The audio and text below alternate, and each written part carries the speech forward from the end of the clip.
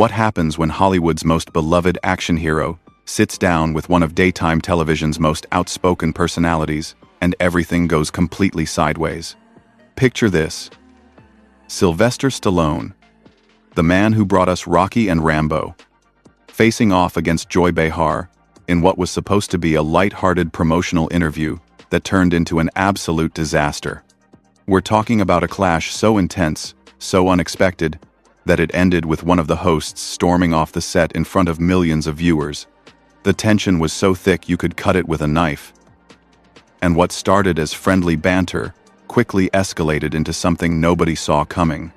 Before we dive into this incredible story, make sure to hit that subscribe button and drop a comment below telling us what you think really happened behind the scenes.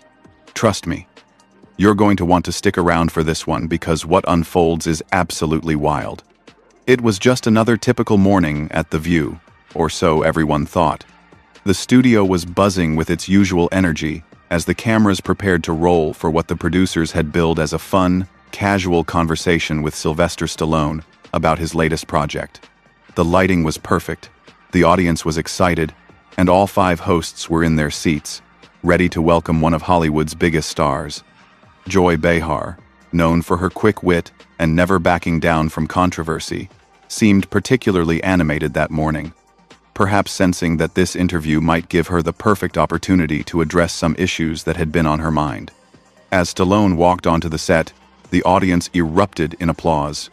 He looked every bit the movie star, confident and charismatic, waving to the crowd with that signature smile that had won over audiences for decades.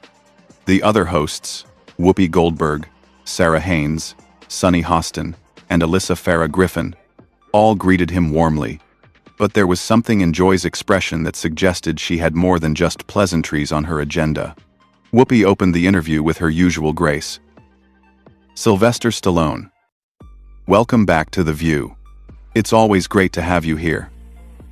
The audience applauded again as Stallone settled into the guest chair, looking relaxed and ready for what he assumed would be a typical promotional appearance. "Thanks for having me.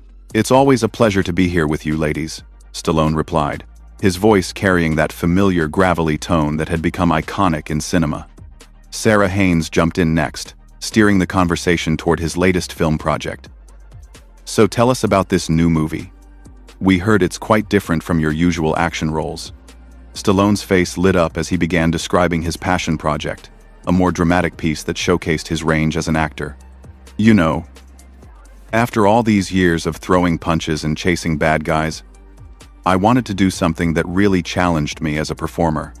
This film is really close to my heart. It's about second chances and redemption, themes that I think everyone can relate to." Sunny Hostin nodded appreciatively. "That sounds wonderful, and it's great to see you expanding your horizons." The conversation was flowing smoothly, exactly as the producers had hoped. But then Joy Behar leaned forward slightly, a subtle shift that anyone who knew her well would recognize as the moment she was about to steer the conversation in a completely different direction. "Sylvester, before we talk more about the movie, I have to ask you something that's been bothering me." The atmosphere in the studio changed instantly. Stallone's relaxed demeanor shifted slightly as he sensed a change in tone. "Sure, Joy. What's on your mind?" Joy's voice took on that edge that regular viewers knew all too well. "I've been thinking a lot about the characters you've played over the years, especially Rocky and Rambo. And I have to say, I'm troubled by the messaging in some of these films." Stallone blinked, clearly not expecting this direction. "I'm sorry. What do you mean by troubled?" "Well," Joy continued, her voice gaining momentum, "these characters, they solve everything with violence. Rocky wins through fighting. Rambo kills his way through every problem. Don't you think that sends a dangerous message to young people, that violence is the answer to everything?" The other hosts exchanged glances, sensing that this was not going to be a promotional interview they had planned. Whoopi tried to interject with a gentle redirect, but Joy was just getting started. Stallone straightened in his chair, his expression shifting from confusion to slight irritation. "Joy, with all due respect, I think you're missing the point of these characters entirely. Rocky isn't about violence. It's about perseverance, about never giving up against impossible odds. And Rambo, well, that's about a veteran struggling with trauma and finding his place in a world that forgot about him. Joy shook her head dismissively. But at the end of the day, they're still solving their problems by punching people or shooting them. How is that not promoting violence? Because, Stallone said, his voice starting to carry a hint of frustration. These are fictional characters in extraordinary situations. Rocky fights in a boxing ring, which is a sport, a regulated competition. And Rambo is a soldier dealing with impossible circumstances. These aren't ordinary people going around starting fights. Joy wasn't backing down.